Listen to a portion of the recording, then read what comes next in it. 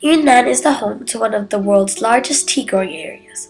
It is also home to a few of the first tea drinking practices in the 5,000 years of Chinese history.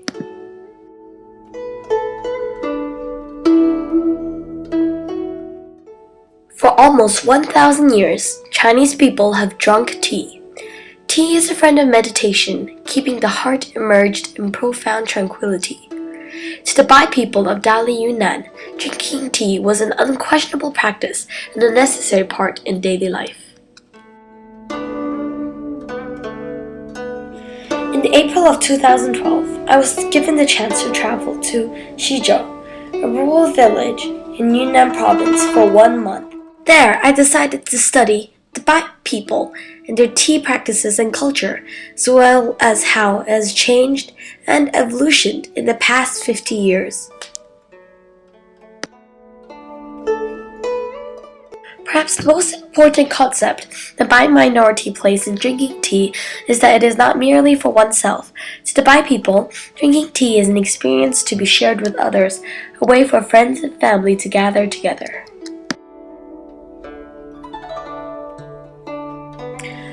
For my first step, I decided to interview villagers who have lived in Xizhou for their entire lives.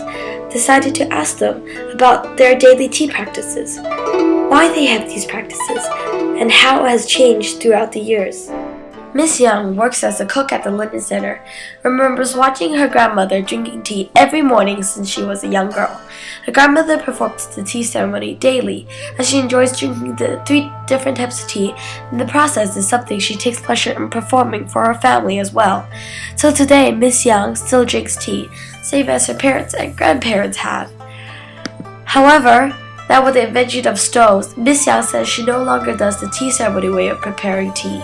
The simple way of placing tea in boiled water is a preferred way now because of its easiness and speed. No one has time nowadays as my grandmother had when I was young, Miss Yang says.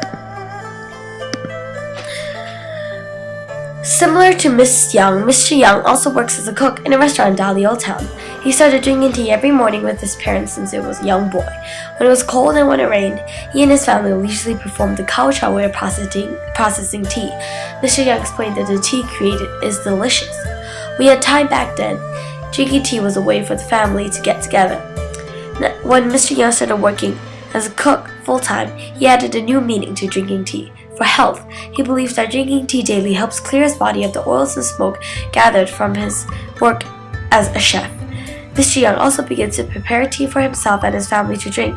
However, instead of doing the cow chow way of processing tea, Mr. Young usually just heats water and places tea leaves in it. He explains that his busy daily schedule does not allow him to do the long and tiring process of cow chow. Ron is a retired government official and likes to do the cow chow way of preparing tea every day, as his parents and grandparents did when he was a young boy. However, when he was a young adult, Mr. Duan was a soldier in the army. Life as a soldier is difficult and harsh. Though Mr. Duan could not drink tea daily during his time as a soldier, he still tries to continue to practice whatever possible. Now, Mr. Duan drinks the cow chow way of tea every day. His 2 grown-up daughters also continues this practice. However, instead of doing the cow chow way of processing tea, they merely put tea in water because they believe that it fits their busy daily schedule the best.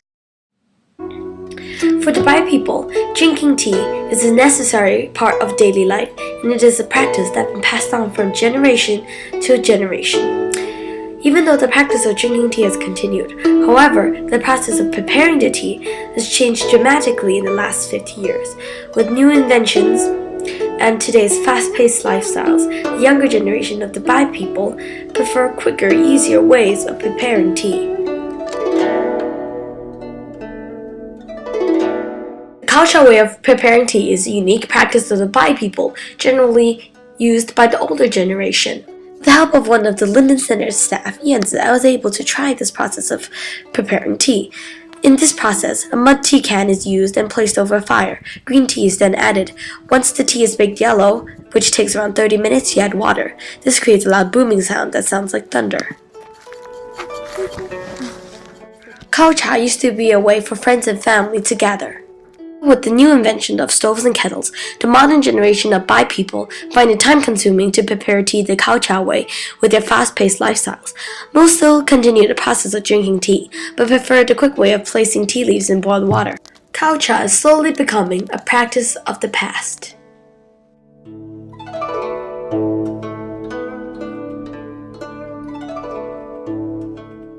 Perhaps the most famous tea practice of the Bai minority is the three-course tea ceremony.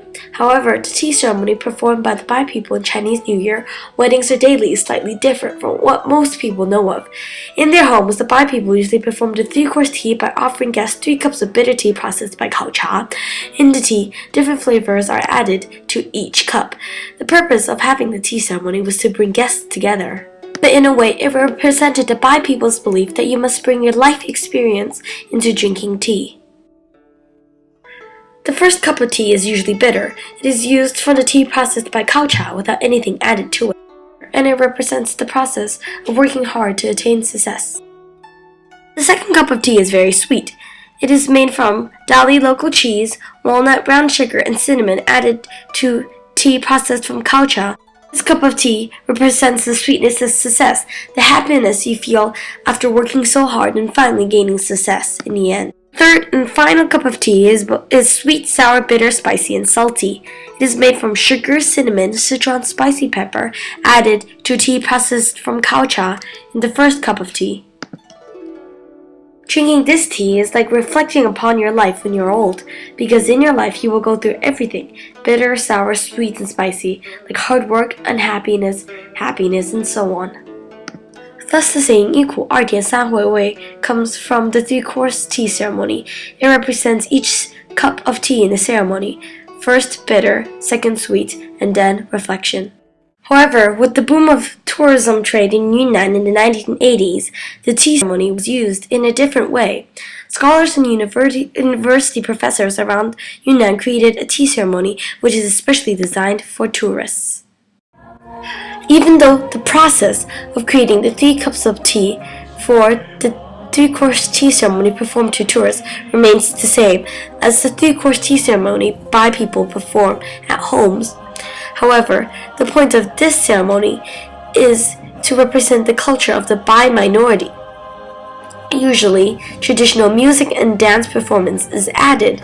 Though the performance is called the Bai minority tea ceremony, however, the main focus of the performance is actually not the three-course tea ceremony process. It is the dancing and the music that goes along with the tea.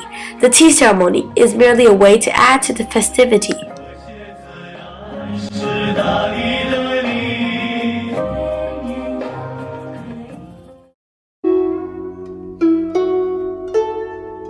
Drinking tea is a practice that is embedded in the culture of the Bai people, the Chinese people. Yet in the past 50 years, what was once daily practices, such as Kaocha of the Bai minority, is now more of a once-a-year performance to the younger generations of the Bai people. New inventions and our changing lifestyles have affected a daily practice that still continues to change. The practice of drinking tea is indispensable for Chinese people, yet the preparation process reflects the continuous change of our society. The tiring, slow process of Kaocha that allows families to get together in the morning is giving way to individual preparing tea by placing tea leaves in boiled water. The fast-paced lifestyles of today's world, with each family member having their own personal schedule combined with inventions that are easier to use, quicker to use, though they do not bring out the strongest taste of the tea. Not just Kaocha, but the three-course tea ceremony, what was once a family practice or an event that happened in Chinese New Year weddings, is being repackaged and presented as tourist attraction. The practice of drinking tea will continue in China, but preparing it will change as the world changes. The story of tea is far from over.